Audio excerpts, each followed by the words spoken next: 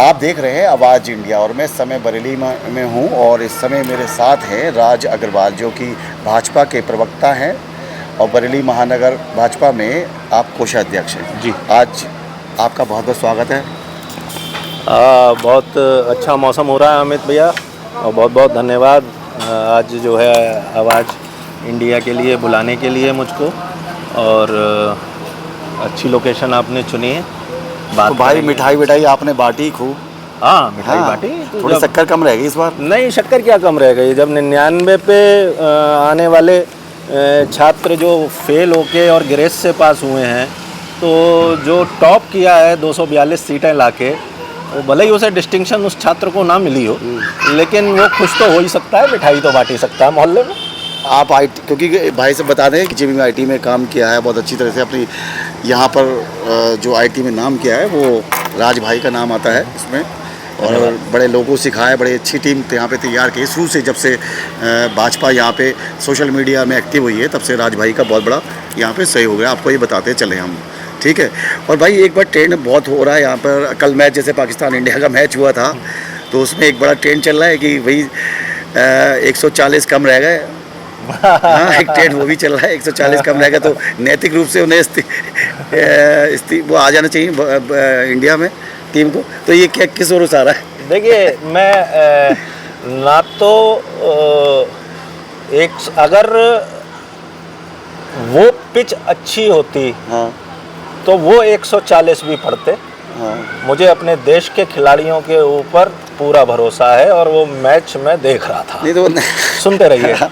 और अगर विपक्ष ईमानदारी से इस पिच को भी अच्छा रखता और देश में केवल विकास और विकास परक मुद्दों की ही बात को लेके चला होता, तो शायद ये सीटें भी उतनी ही होती जितनी की बोली गई थी। चलिए बात करते हैं आपके चुनाव, शुरू से ही बात करते हैं। राम मंदिर का उद्घाटन हुआ यहाँ पर, राम में एक हो गया था माहौल, उसके बाद चुनावों की घोषणा हो जाती है, उसके बाद पहला और दूसरा राउंड होता है।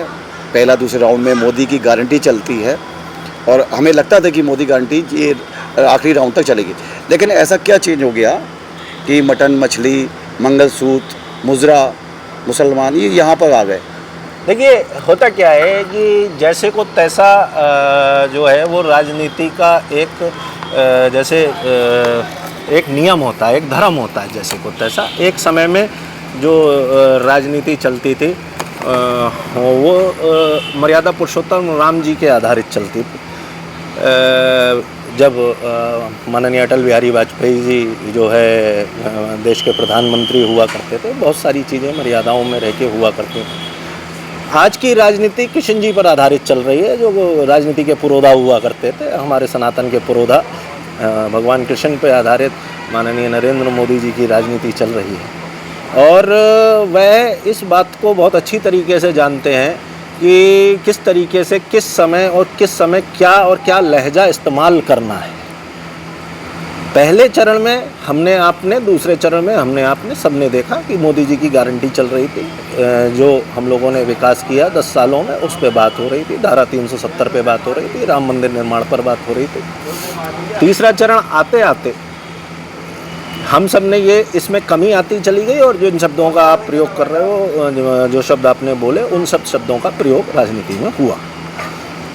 तो उनकी आवश्यकता सामने से आ रहे शब्दों के अनुसार पड़ी, तो माननीय प्रधानमंत्री जी ने उन शब्दों का उपयोग किया।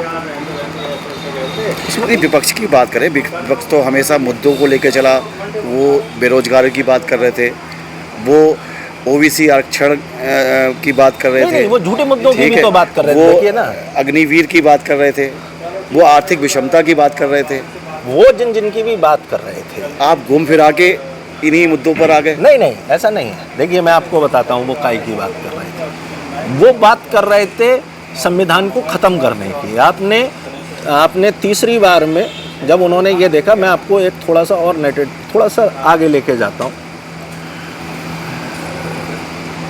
भ्रष्टाचार में इंडी गठबंधन का एक साथी जेल में बंद कर दिया जाता है, नाम है केजरीवाल।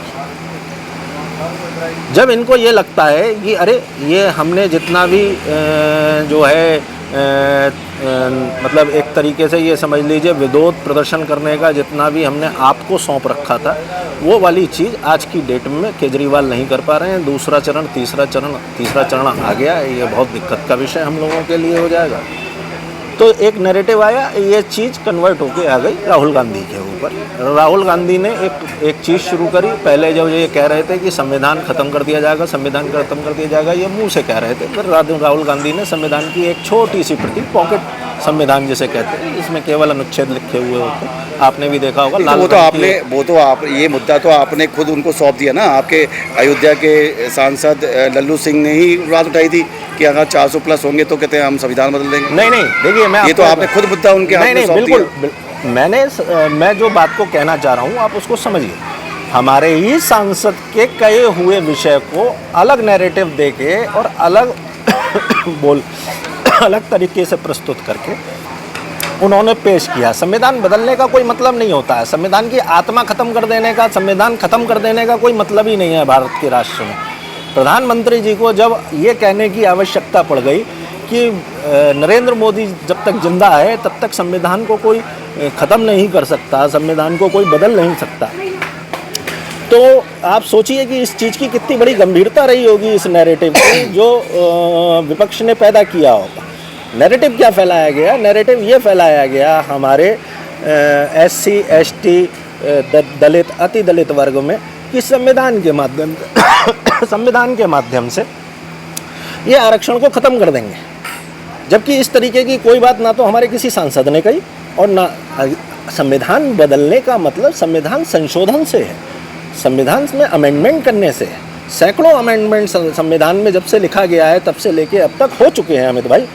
पहली बार संविधान में संशोधन पढ़ा लिखा इंसान ये समझता है कि मूल को खत्म नहीं कर सकते, केवल संशोधन ही कर सकते हैं। हाँ। भाई आप एक बात को देखिए ना कि इस चीज़ को इस तरीके से प्रस्तुत किया गया हमारे एक वर्ग के सामने और मैनिपुलेशन किया गया, ध्रुवीकरण किया गया वोटों का। देखिए मैं आपको एक चीज़ बता रहा हूँ, अपने बाबू कल्याण सिंह जी की सरकार में जब बाबरी मस्जिद का विवादित ढांचा विध्वंस हुआ तो मुस्लिम वोट। राजी आपकी कोल्ड कॉफ़ी आ गई। और थैंक्स अ लॉट। शेक आ गया, इसका जायका लेते मुझे ऐसा लग रहा है कि कोल्ड कॉफ़ी आपकी तरफ चली गई है और शेक मेरी तरफ आ गया है। प्लीज़ आप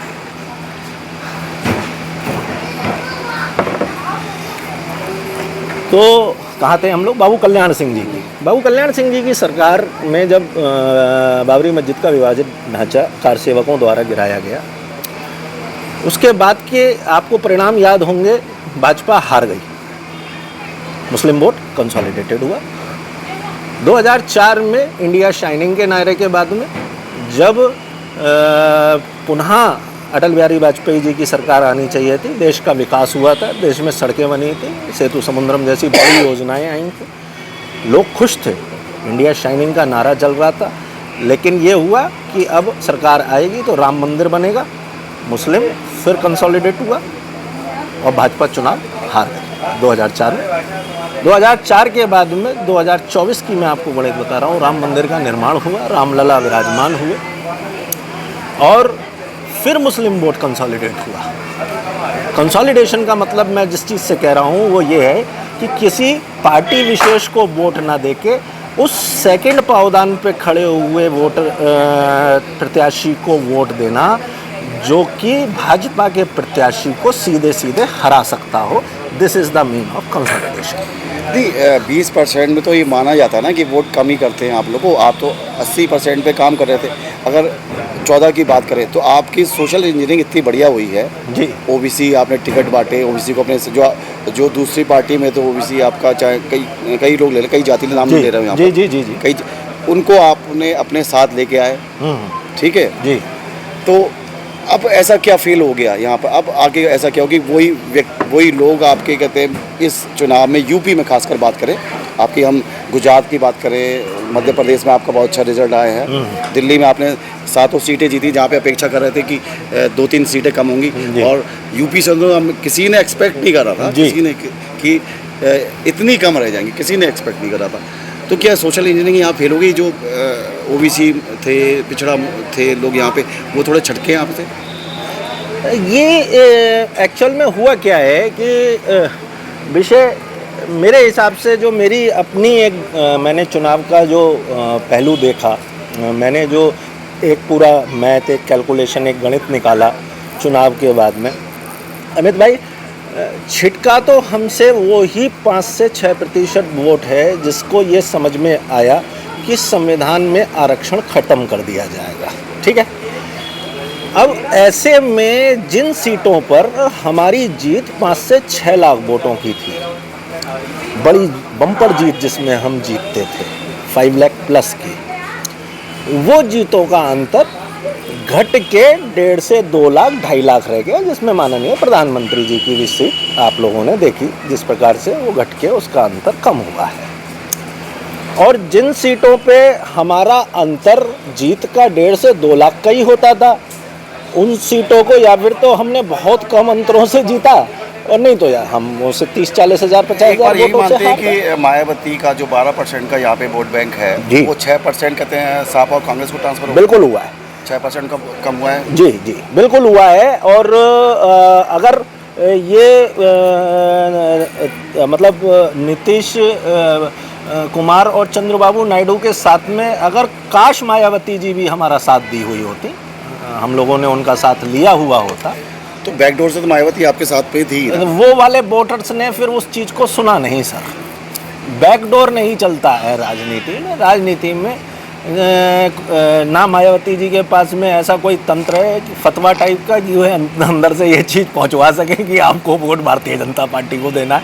मैं इस चीज़ को नहीं मानता हूं, ये कोई तंत्र नहीं होता है। आप हमारे हैं, आप हमारे साथ हैं तो हैं, और नहीं हैं तो नहीं हैं। अयोध्या आने का कारण क्या है? आप राम मंदिर लेके चले, इतना बड़ा मुद्दा था राम मंदिर, तो आपका शुरू से ही बीजेपी को एक आपने मेरा मनपसंद प्रश्न। एक और बात यहाँ पे कर दो जी। अयोध्या हट गए जी, चित्रकूट हट गए जी, रामकोट हट गए, हर गए, और हर गए आपका रामेश्वरम।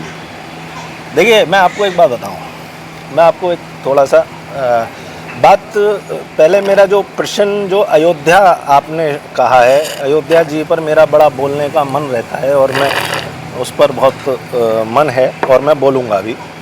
देखिए मैं लेता हूँ, मनपसंद मेरा प्रश्न है, मैं बताता हूँ आपको। बेसिकली लोकसभा में अयोध्या कोई सीट ही नहीं है, विधानसभा अयोध्या हमारी है। यही भ्रम लोगों को बहुत है यस कि अयोध्या एक सीट है। यस, मैं ये क्लियर करना चाहता हूँ। एक बार कैमरामैन मुझे फोकस करके इस चीज़ को दिखाइए, पास में। और मैं इसको बोलना चाहता हूँ कि भारत की लोकसभा में अयोध्या कोई सीट ही नहीं है, सीट है फैजाबाद। सीट है फैजाबाद, जिसमें 5 विधानसभाएं आती हैं, जिसमें से एक विधानसभा अयोध्या सिटी, अयोध्या नगरी, महानगर अयोध्या है, जो विधानसभा लल्लू सिंह जी 4.5 से 5 हज़ार वोटों से जीत के आए हैं। जो ये पूरा भ्रम फैला हुआ है, कोई कह रहा है कि वहां से प्रसाद अयोध्या विधानसभा तो जीत गए ना, विधानसभा तो बीजेपी जीत गई ना। बिल्कुल, लोगों को ये भ्रम फैलाया जा रहा है कि अयोध्या, जबकि अयोध्या फैजाबाद एक बहुत बड़ी लोकसभा है। फैजाबाद एक बड़ी लोकसभा है, और उस फैजाबाद के अंदर जिसमें कंसोलिडेशन की, जिस धर्म विशेष के कंसोलिडेशन की बात कर रहा था, वही कंसोलिडेशन ने, भाई एक बात बताइए ना, लल्लू सिंह जी को 4,97,000 कुछ, मतलब 5 लाख वोट मिला है ना। एक टाइम में 5 लाख वोटों पे किसी भी पार्टी का सांसद जीत जाया करता था। आज की डेट में कंसोलिडेशन की ये स्थिति है कि 5 लाख की भी होने, 5 लाख वोट पड़ने के बावजूद भी सांसद चुनाव हार जाता है। एक मुश्त वोट पड़ रहा है। मैं ये कहना चाहता हूँ कि आज की पढ़ी लिखी जो लॉबी है, और मुझे कहने में कोई गुरेज नहीं है, जो हिंदू लॉबी है, उसको सोचना पड़ेगा, एक बार पुनः विचार करना पड़ेगा। उसको ये चाहिए कि वो लोग, पहली बात तो हम लोगों के यहाँ एक और मैं अमित भाई बात कहना चाहता हूँ, मैं देखता हूँ कि 4 लोगों का परिवार है, 2 बच्चे बाहर पढ़ने चले गए हैं। हम अपने बच्चों को भी ये शिक्षा नहीं दे पा रहे हैं कि वो उस दिन के लिए छुट्टी लेकर आए, चाहे वो नौकरी पेशा है, चाहे वो पढ़ाई कर रहे हैं, और वो यहाँ आके वोट डालें। हमारी एक legacy- एक सोशल मीडिया पे एक नैरेटिव सेट किया जा रहा है जी कि भैया अयोध्या जाओगे तो खाना लेके मत जा, वहाँ पे खाना मत बेवकूफ़ी हो खाना, बेवकूफ़ी ठीक है, हो जबकि रही है। आपका ये क्यों उनको सजा दे रहे हैं कि जो अयोध्या नहीं, जीत के कोई सजा नहीं अयोध्या दे, तो देखिए, बीजेपी जीत के आई है ना। मैं आपको एक चीज़ बता रहा हूँ अमित भाई, एक नैरेटिव ये भी आया, एक कल को कोई भगवाधारी थे, मैंने वीडियो देखा, वो एक भगवाधारी भी कह रहे थे और एक रिक्शे वाला भी कह रहा था भाई साहब कोई 5 रुपए देने को तैयार नहीं। सब नैरेटिव चल रहे हैं, रिक्शे वाले की शक्ल रिक्शे वाले जैसी लगी अब नहीं ये रही कौन थी। कर रहा है, ये कौन कर रहा है? ये सब विपक्ष का एक नैरेटिव चल रहा है। माननीय प्रधानमंत्री जी की एक उपलब्धि जो हिंदू धर्म विशेष के लिए थी, जिसकी लड़ाई हमने सैकड़ों सालों से लड़ी, रामलला विराजमान, बिना एक रक्त की बूंद बहाए रामलला विराजमान को हमने वहाँ स्थापित कर दिया और राम मंदिर बन गया। इस उपलब्धि को धता बताने में ये विपक्ष लगा हुआ है। और हाँ, एक चीज़ और है,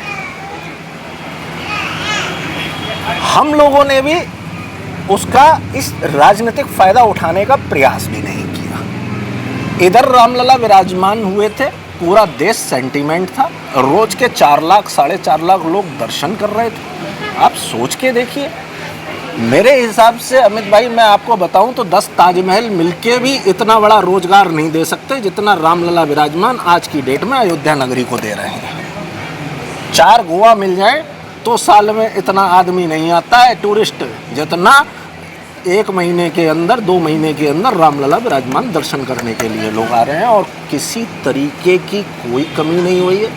मेरे मित्र वहाँ पे जो है एएसपी हैं, और वो बता रहे थे कि राज कोई ऐसी बात नहीं है, ये भी नहीं हुआ है कि 4 जून के बाद में 1.5 लाख से घट के 2 लाख से घट के कोई 1.25 लाख। गर्मी की वजह से ज़रूर थोड़ा सा आदमी इस समय माहौल ऐसा चल रहा है और एक लंबी प्रक्रिया के तहत रामलला विराजमान के दर्शन के लिए गुजरना पड़ता है, जो सभी के लिए। इधर में तो मैंने सुना है वीआईपी दर्शन भी बंद कर दिए गए हैं, तो सभी को गुजरना। ये चुनाव तो हो गए, रिजल्ट भी आ गए जी, और अब एनडीए सरकार आपकी बन जी। गई। मोदी सरकार जो थी वो पीछे रह गई। मोदी जी को आदत है क्या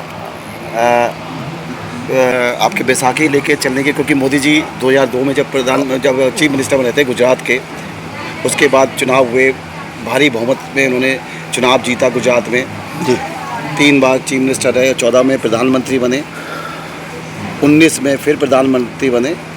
मोदी जी को आदत है पूर्ण बहुमत में, अपनी पार्टी की पूर्ण बहुमत में सरकार चलाने की। कभी उन्होंने बैसाखियों को सहारा नहीं लिया। मोदी जी को लेकिन इस बार पहली बार ऐसा हुआ है कि मोदी जी बैसाखियों पे सरकार चलाएंगे। नहीं, गलत। मोदी जी को आदत है जो एक गठबंधन का धर्म होता है राजनीति में, वो निभाने की। मोदी जी को आदत है अपने सहयोगियों को पूरा सम्मान देने की।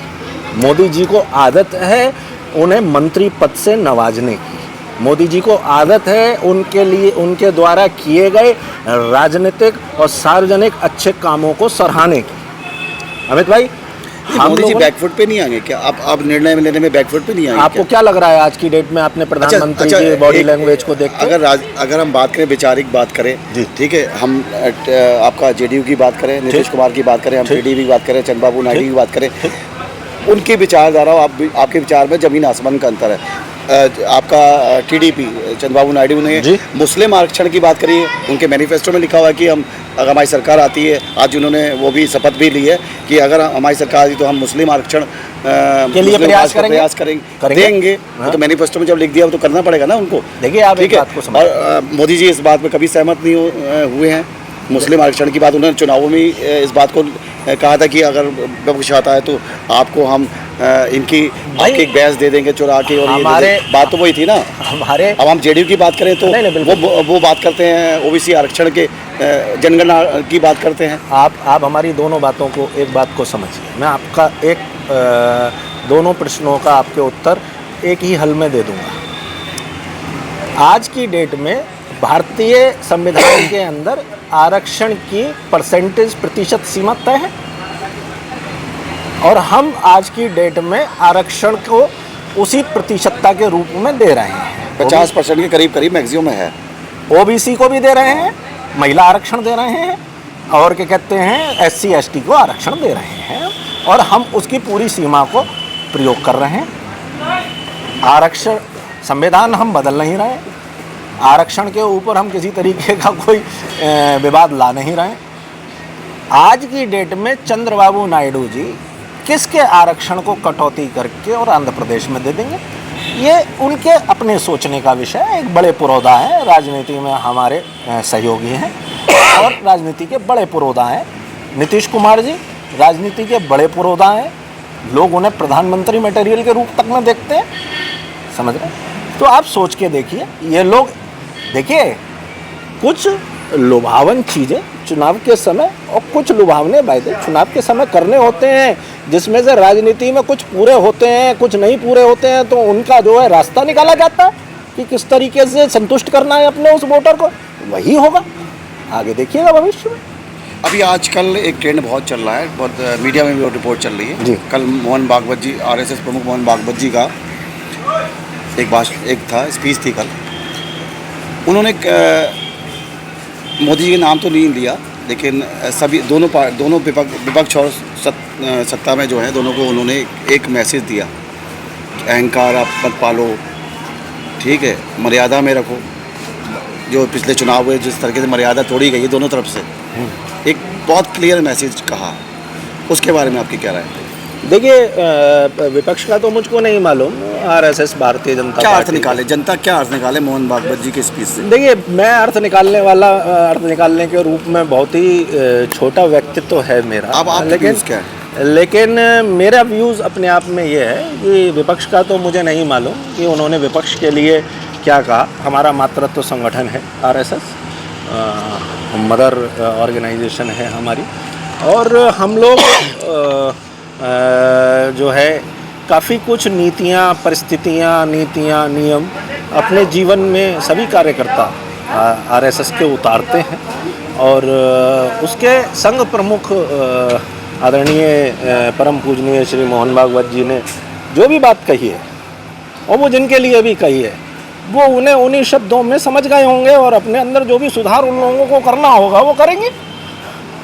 उनके भाषा को परिभाषित करने के लिए मैं अपने आप को बड़ा छोटा पाता हूँ। हाँ, वो मैं समझता हूँ भाजपा में उनकी जो व्याख्यान है उसको परिभाषित करने शायद कोई हिम्मत ना करे ये बात है, लेकिन चल रही है। लेकिन जो समझने वाले, आपने बहुत बढ़िया बात की है, समझने वाले समझे। हाँ, और क्या समझ गए होंगे, और अपने में जिस तरीके का सुधार वो चाहते होंगे। क्या चल रहा है आरएसएस और भाजपा में? कुछ मनमुटाव चल रहा है, कुछ है कि आरएसएस उस रूप से नहीं आए जिस रूप से सहयोग करती है चुनावों में? नहीं, मुझको ऐसा क्योंकि एक स्टेटमेंट आया था नड्डा जी का, आपके राष्ट्रीय अध्यक्ष जी का एक स्टेटमेंट आया था कि अब हमें आरएसएस की जरूरत नहीं है। नहीं, ऐसा कोई वाजपेयी जी के नहीं तो स्टेटमेंट है, तो इनका इंटरव्यू है। नहीं, वाजपेयी जी के समय में आरएसएस की जरूरत है, लेकिन अब हमें आरएसएस की जरूरत नहीं है। वहीं से एक मनमुटाव का बात नहीं चालू हुई। देखिए बेसिकली क्या है, मैं आपको एक चीज़ बताता हूँ। या हम नड्डा जी के अपने पर्सनल व्यू समझे कि एक पर्सनल इंटरव्यू था, उनका पर्सनल व्यूज़ है उनके, हो सकता है कहीं गलतियाँ कर जाते हैं आदमी। देखिए मैं आपको एक बात बताता हूँ, हम लोग जो आरएसएस है वो हमारा वैचारिक परिवार है, हमारा जो विचार है वही आरएसएस का विचार है। आरएसएस हमारा जो है राजनीतिक संगठन नहीं, आरएसएस हमारा एक सामाजिक और एक सेवा कार्य का संगठन है। उसका राजनीति से किसी भी प्रकार का कोई ना तो दखल है और ना तो वो दखल देने का प्रयास करते हैं। एक मात्र संगठन होने के नाते जिस तरीके से अगर किसी प्रकार से, और केवल आरएसएस भारतीय जनता पार्टी का मातृत्व संगठन नहीं है, आरएसएस मेरे हिसाब से आज की डेट में 30 से 40 संगठनों का मातृत्व संगठन है जो वो चला रहा है। जिसमें भी वो किसी प्रकार की कोई कमी देखते होंगे उसे अपने स्तर से और अपने तरीके से कहते होंगे। और राजनीति में हमको आरएसएस की आवश्यकता पहले भी नहीं थी, वो हमारा वैचारिक परिवार है, हमेशा हमारे साथ है। और हमें इस बार भी मुझको महसूस नहीं हुआ कि लोगों ने कहा कि जो है आरएसएस उस तरीके से नहीं उतरा, लेकिन मैंने ये देखा कि जिस क्षेत्र में मैं रहता हूँ उस क्षेत्र में आरएसएस ने पूरी तरीके से कार्य किया, बैठकें करी। वो आपको डांट भी सकते हैं, प्यार भी दे सकते हैं। बिल्कुल दे सकते हैं। तो एक बार इसको एक डांट के रूप में देखें, एक दिशा के रूप में देखें।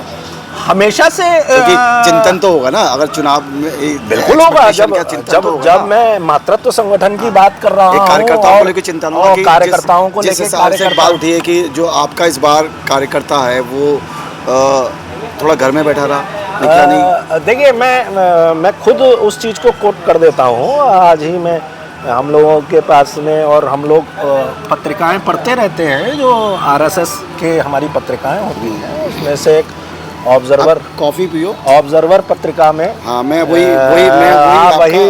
व्याख्यान मुझे मैं समझ रहा था कि आप उसी की तरफ आपका एक इशारा है। दिखा रहा हूँ, तब तक कॉफी पियो राज जी।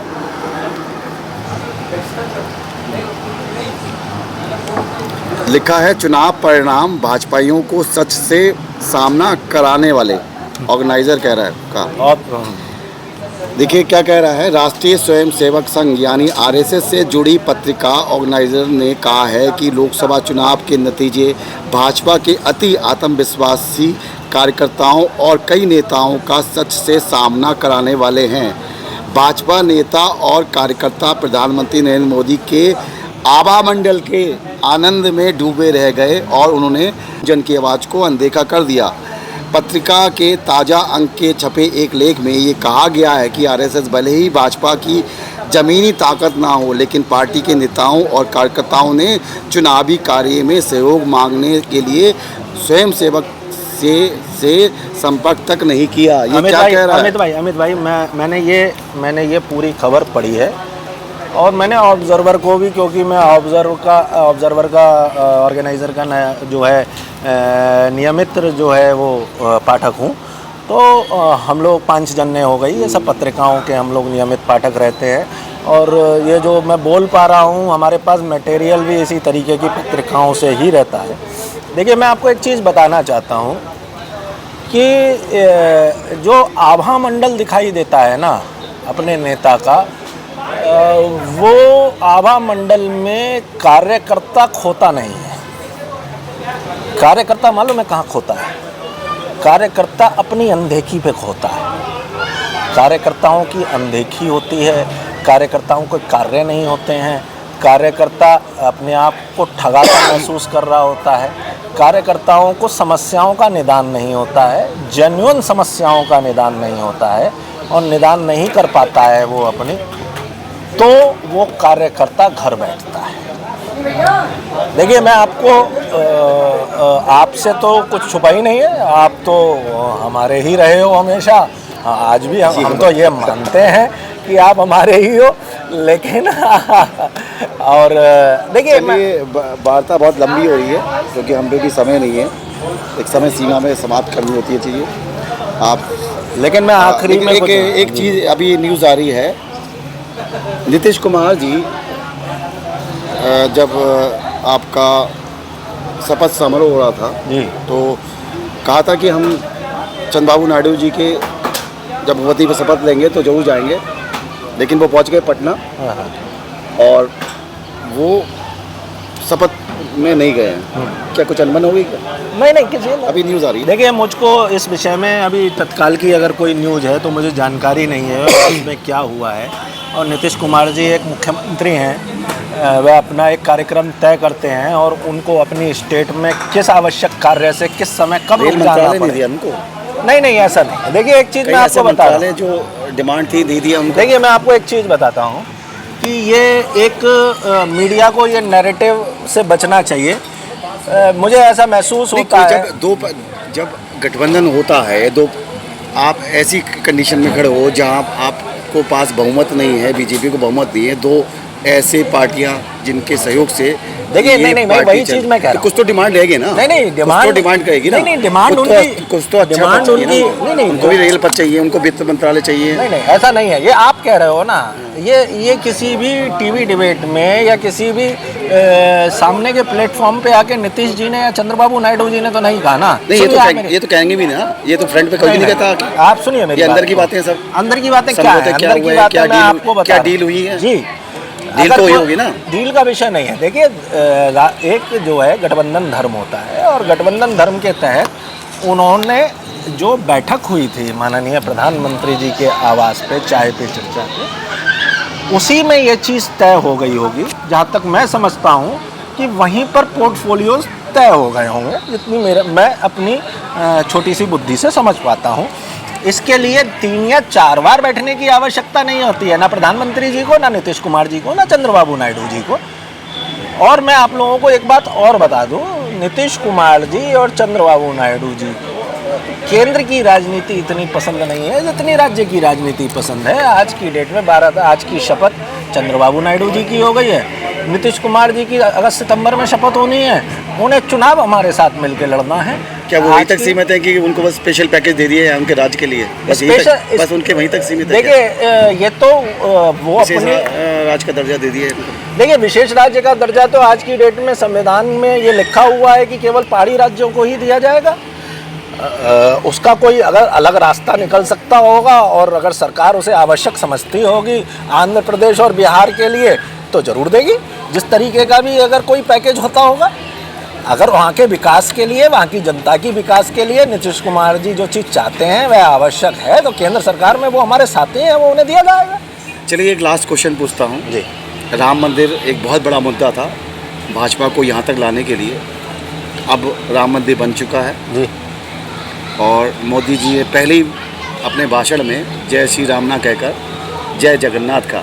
तो क्या लगता है आपको, क्या अब आप साउथ की ओर अपना वर्चस्व बढ़ाने के तैयार हैं कि आप जाएंगे पहले उड़ीसा और वहाँ से साउथ की ओर बढ़ेंगे? क्योंकि नॉर्थ में जो आपने स्ट्रॉन्ग करना था वो तो कर ही लिया ना, आपने वोट बैंक बना ही लिया आपका। क्या आप साउथ की ओर बढ़ने के विचार है क्या, जय जगन्नाथ कह के? मैंने अपने नेता को हमेशा इस चीज़ को देखा है, मेरे नेता से मतलब प्रधानमंत्री मोदी जी से। हम लोग सभी उनके पद चिन्हों पे चलने का प्रयास करते हैं और वो कोई भी बात कहते हैं, जय श्री राम या जय जगन्नाथ जो भी कहते हैं उसमें उसका अर्थ होता है। वही मैं कहने जा रहा हूँ कि उसका अर्थ होता है। उस दिन उन्होंने जय जगन्नाथ का प्रयोग इसलिए किया कि एक लंबे समय से क्या, आज़ादी के समय से भी अगर मैं कहूँ तो उड़ीसा के अंदर बीजू पटनायक और उनकी पार्टी बीजू जनता दल का एक वर्चस्व रहा। उनके बेटे नवीन पटनायक, पहले बीजू पटनायक जी और उसके बाद में नवीन पटनायक जी, केवल बीजू बीजू बीजू बीजू बीजू बीजू। हम भी कभी उड़ीसा में गए तो हमने भी केवल और केवल बीजू बीजू ही नाम सुना। आज की डेट में आपकी वहाँ पे फुल फ्लैज सरकार बनी है, तो जगन्नाथ जी का ही तो आशीर्वाद है। आप एक बड़ी सीट है, इसका 2 कारण हो सकते हैं। एक तो संविधान पर जो संविधान परिवर्तन करने जा रहे हैं, तो मोदी जी ने पहले काम किया था कि संविधान को अपने माथे पर लगाया, और दूसरा आपके संबित पात्रा ये तो उनके लिए जो कि प्रवक्ता हैं, आपके राष्ट्रीय प्रवक्ता हैं, उन्होंने कहा था कि जगन्नाथ जो है वो कहते हैं मोदी जी भक्त हैं। नहीं देखिए मोदी जी उस दोनों चीज़ को बैलेंस नहीं देखिए मैं आपको एक बात बता रहा हूँ, इसमें कहीं राजनीति नहीं है। केवल और केवल उड़ीसा से अच्छा प्रदर्शन हुआ, उसी उड़ीसा से बढ़िया प्रदर्शन हुआ। प्रधानमंत्री मोदी जी ने जगन्नाथ जी को याद किया, संविधान को इसलिए चूमा कि वो ये दिखाना चाहते थे कि हम कहीं संविधान नहीं बदल रहे हैं, ना कोई संविधान खत्म हो रहा है। लेकिन और इस सारे इशारों में बहुत कुछ कह दिया है और ये भी समझते हैं और हम भी समझते हैं अब राजनीति कहाँ से शुरू होगी।